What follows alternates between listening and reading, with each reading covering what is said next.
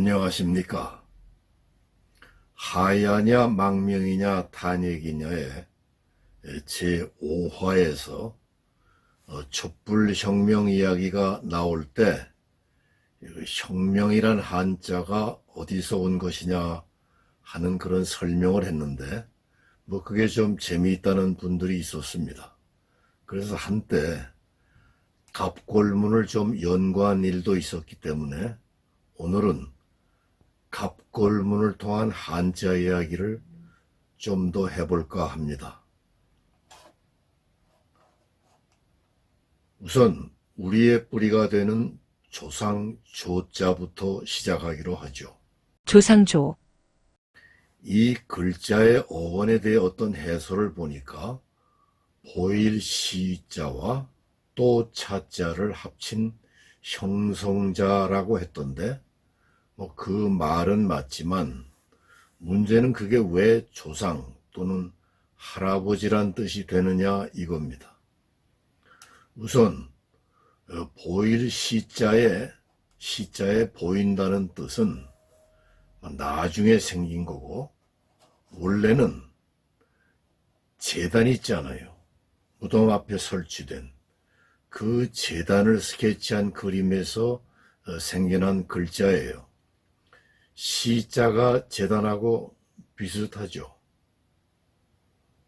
그래서 제단, 곧 제사상 위에 음식을 수북이 담아 조상에게 제사를 올린다는 것에서 할아버지란 뜻이 나왔다고 해설을 하는데, 하지만 제사상 위에 음식을 수북이 올리는 건 나중에 생긴 한국적인 풍습이고, 원래 차례상이라고 할 때 차례는 차를 올리는 예절을 말하는 거예요. 그러니까 제사상은 원래 차를 올리는 간단한 예식이었는데 이게 후세로 오면서 음식이 수북해지게 된 겁니다.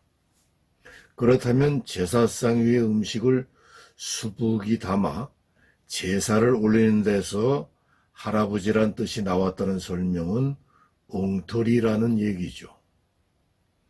조자의 진짜 어원을 알게 되면 깜짝 놀라실 겁니다. 우선 사진을 좀 보실까요? 중국 서안 근교의 자료관에 소장된 도조입니다. 이는 황제의 능 근처에서 발굴된 유물인데 연대 측정 결과 4500년 전 것으로 밝혀졌다고 합니다. 자손 번영의 민속신앙 시대에 만들어진 그런 유물이죠. 그리고 이 사진은 한나라 무제 때 중산정왕 비릉에서 발굴된 동조입니다. 여기서 주목해야 될 대목은 유물의 이름이죠. 도조란 도자기로 구운 조라는 뜻입니다. 그런데 이때의 도조는 일본에 가면 우리가 볼 수 있는 도조와는 다른 거예요. 일본에 있는 도조는 임진왜란 때 일본으로 붙잡혀간 조선인 도자기 기술자 이참평을 지칭해서 부르는 도자기 할아버지라는 뜻의 도조인데, 갑골문 시대의 도조는 도자기로 구운 조라는 뜻입니다.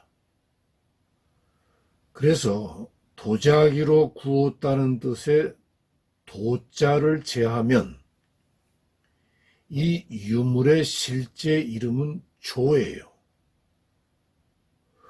동조 또한 구리로 만든 조란 뜻인데, 구리 동자를 제하면 이 유물의 실제 이름도 조였다는 걸 알 수 있습니다. 그럼 조가 뭐냐?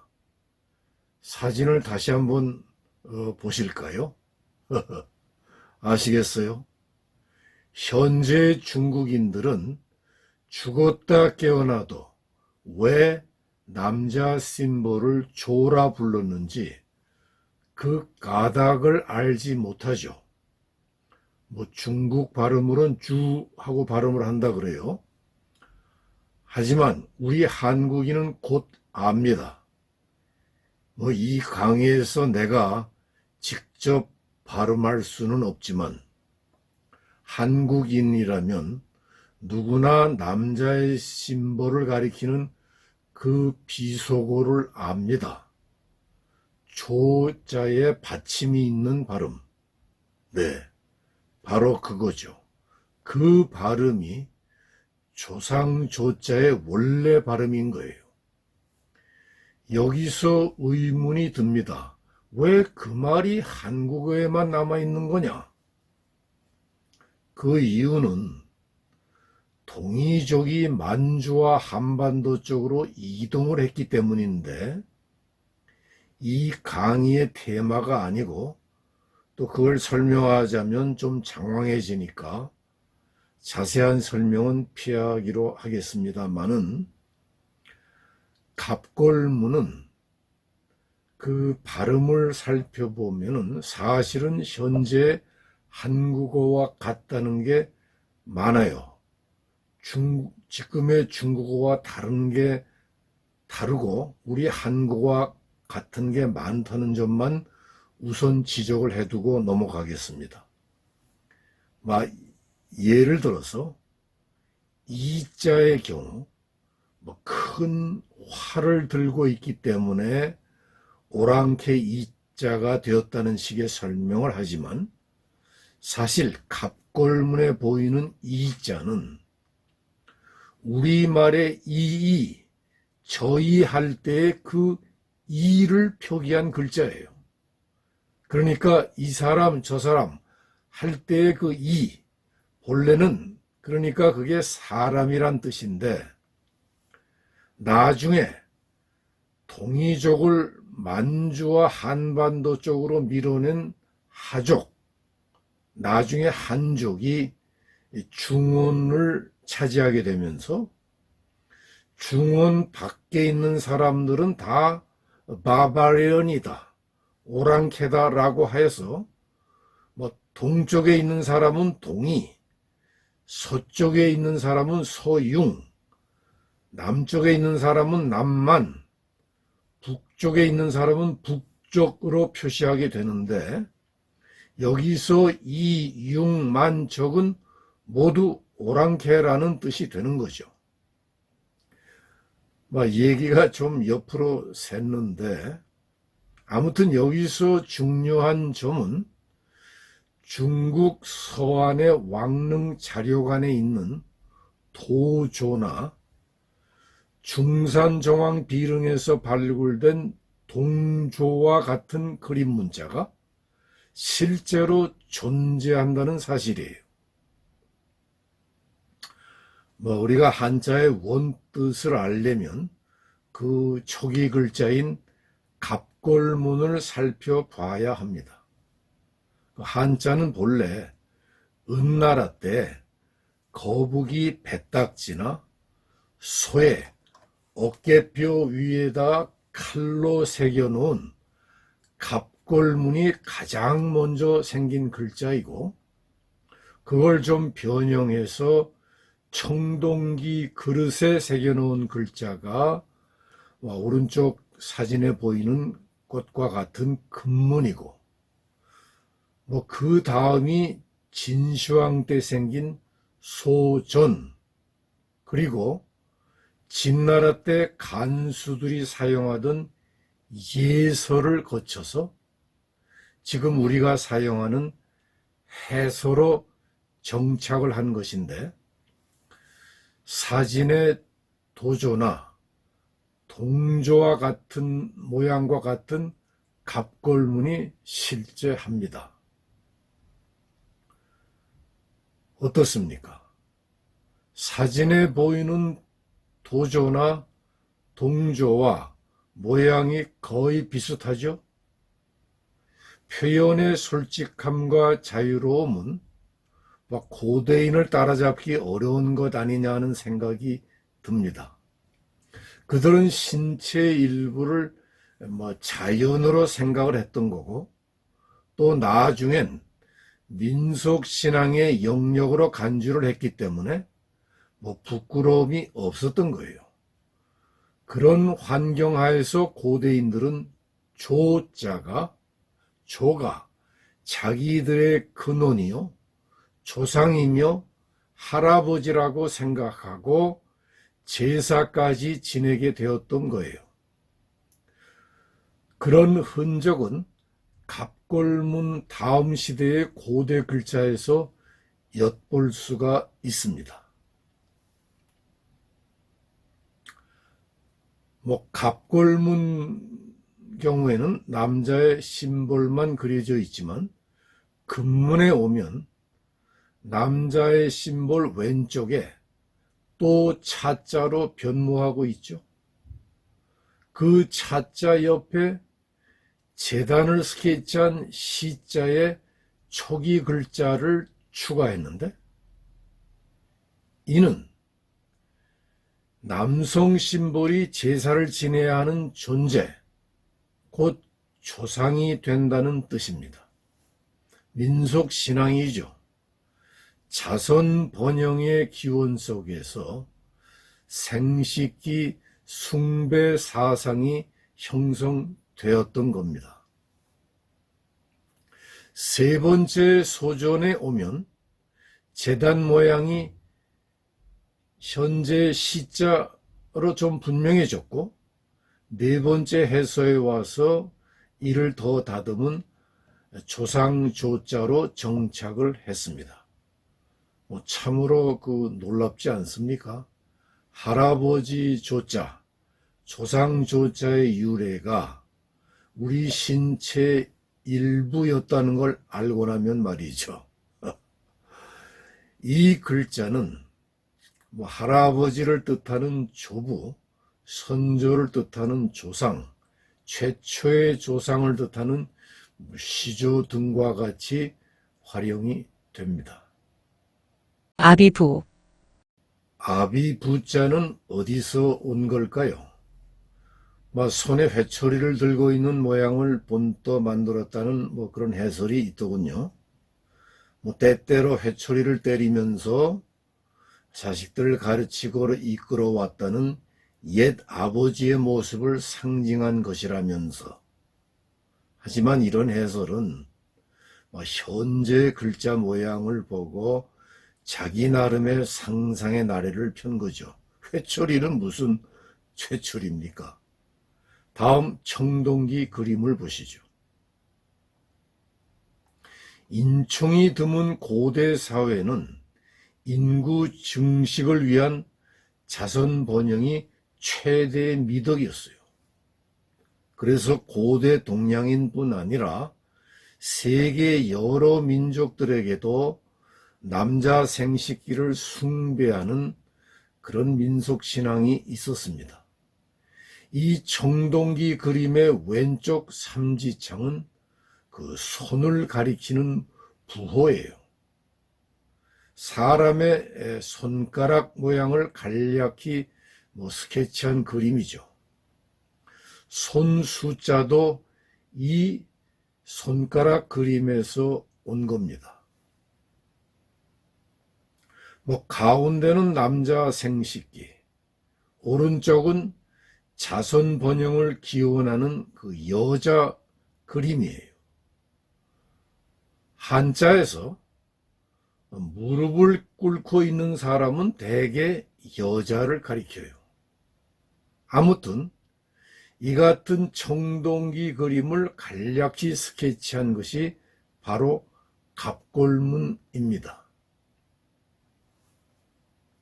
왼쪽 삼지창은 손이고, 오른쪽의 세로 막대기는 남자의 생식기예요. 손으로 생식기를 붙들고 있는 이 그림은 성년 남자의 생식 기능을 강조한 것으로서 이로써 아이를 낳으면 아버지가 된다, 그런 뜻입니다. 유교 등장 이전의 표현은 좀 직설적이고 지금에 와서 보면 아주 대담했던 것을 알 수 있습니다. 두 번째 금문을 보기로 하죠. 두 번째 금문에 오면 생식기와 손의 위치가 갑골문과 반대로 바뀌어 있죠. 세 번째 소전이 이걸 그대로 답습을 했어요. 그리고 네 번째 해서에 와서 이를 더 다듬은 아비 부자로 정착을 했어요. 이 글자는 다들 아시는 것과 같이 아버지와 어머니를 뜻하는 부모, 아버지와 아들을 뜻하는 부자, 아버지를 뜻하는 부친 등과 같이 활용이 됩니다. 어미모, 어미모자는 어디서 온 걸까요? 어떤 옥편에 보니까 두 개의 유방을 가진 여자를 본뜬 글자라고 해설을 하던데 정답입니다. 우선 다음 사진을 보시죠. 일반적으로 한국 여자는 특히 현대에 와서는 무릎을 꿇고 하는 습관이 별로 없기에 부득이 그런 자세를 취한 일본 여자의 사진을 소개를 했어요. 이 일본 여자처럼 고대 여인은 무릎을 꿇고 하는 습관이 있었던 것 같아요. 일본 풍습은 그 고대의 그런 풍습이 쭉 이어진 것인지도 모르겠어요. 어쨌든 그 모습을 스케치한 갑골문을 소개합니다. 기본적으로 이 글자는 무릎 꿇은 사람, 곧 여자 여자의 초기 글자인데 가슴의 부분에 보니까 점이 두 개가 찍혀 있어요. 이건 뭘 뜻하는 걸까요? 네, 상상하시는 바와 같이 여자의 젖꼭지를 뜻합니다. 따라서 이 글자는 아이에게 젖을 먹이는 여자, 어미, 어머니라는 뜻이 되는 겁니다. 어미가 자식을 낳으니 소생의 근원이란 뜻도 파생을 하죠. 갑골문 옆에 두 번째 금문을 보죠. 금문은 밑에 무릎 꿇은 모습이 좀 생략이 됐어요. 그리고 세 번째 소전에 오면 밑이 사람 인자 비슷하게 바뀌었어요. 그리고 네 번째 해서에 와서 밑부분이 아주 생략이 되는 대신에 유방 부분이 크게 확대된 어미모자로 정착을 했죠. 이 글자는 어머니와 딸을 뜻하는 모녀, 어머니와 나라를 뜻하는 모국, 젖, 어미를 뜻하는 유모 등과 같이 활용이 됩니다. 맏형, 맏형자, 엘더 브라더죠. 이 맏형자는 어디서 온 걸까요? 어디 해설을 보니까 제사 때 하늘을 향해 입을 벌리고 무릎을 꿇고 앉아 충문을 읽고 있는 사람 모습에서 온 글자인데, 충문 읽는 일은 을의 형이 맞이가 했기 때문에 형이란 뜻이 되었다는 장황한 해설이 있던데 이게 사실일까요? 갑골문부터 살펴보기로 하죠. 위는 비읍자이고 밑은 사람의 팔다리와 몸통을 스케치한 거예요. 비읍자는 사람의 입술을 스케치한 것으로 입을 뜻하는 겁니다.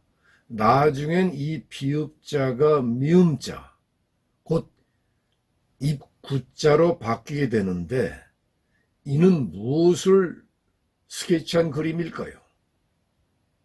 아이는 대충 2살 무렵부터 입으로 말을 하기 시작을 하죠. 이렇게 말을 시작한 아이는 뒤에 태어나는 갓난아이보다 나이가 2살이라도 더 먹은 게 되니까, 여기서 이렇게 말을 하는 아이는 새로 태어난 아이보다 나이가 더 많다. 그래서 형이란 뜻이 생겨나게 된 겁니다. 옛날에는 그 아이를 뭐 연년생으로 여럿 낳았잖아요. 그래서 뭐 충문 읽고 어쩌고 하는 건 다 헛소리죠. 옛날에는 글자 모르는 사람이 태반인데 무슨 그럼 뭐 충문을 못 읽는 사람은 형이 안 된다는 건가요? 뭐 서기 3세기 옥편인 설문회자에도 형은 마지, 형 장야라 했고 한나라 때 백과사전 이하에도 남자 선, 생 위형, 후생 위제, 남자로서 먼저 태어나면 형이라 하고 나중에 태어나면 동생이라 한다고 그랬어요. 갑골문 다음에 금문을 살펴볼까요? 금문과 세 번째의 소전도 뭐 갑골문과 큰 변화가 없어요. 그리고 네 번째 해서에 봐서 그 비읍자가 미음자, 곧 입구자로, 그리고 사람의 팔다리와 몸통이 사람 인자로 바뀌면서 맏형자로 정착을 하게 되죠.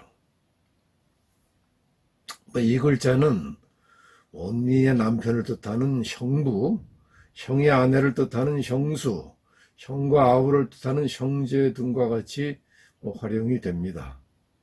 아우제, 아우제자는 어디서 온 걸까요? 화살의 일정인 주사를 새끼질로 묶을 때 차례대로 했기 때문에 차례가 원뜻인데 아우라는 뜻으로 쓰이게 되자 차례는 차례제자를 따로 만들어 나타내는 식으로 복잡하게 해설한 글들이 있던데 과연 그게 사실일까요? 다음 사진을 한번 보시죠. 어린이 형제 사진인데 서로 엇비슷해가지고 누가 형인지 아우인지 잘 모르겠어요. 앞에 언급한 것처럼 형이란 글자는 말을 먼저 하는 모습으로 그 표시를 했는데 아우란 글자는 어떤 방식으로 표시하게 되었을까요? 갑골문을 살펴보기로 하죠. 나뭇가지처럼 위가 갈라진 가운데 막대기는 물고기 잡는 데 쓰이던 작살을 표시한 거예요. 그리고 그 작살 막대기를 휘감고 있는 것은 작살에 달린 줄입니다. 그래서 참고로 현대 작살을 소개하면 다음과 같아요. 그런데 작살의 줄을 매는 곳은 앞쪽이 아니나 중간이 아니라 작살 맨 뒤쪽이죠.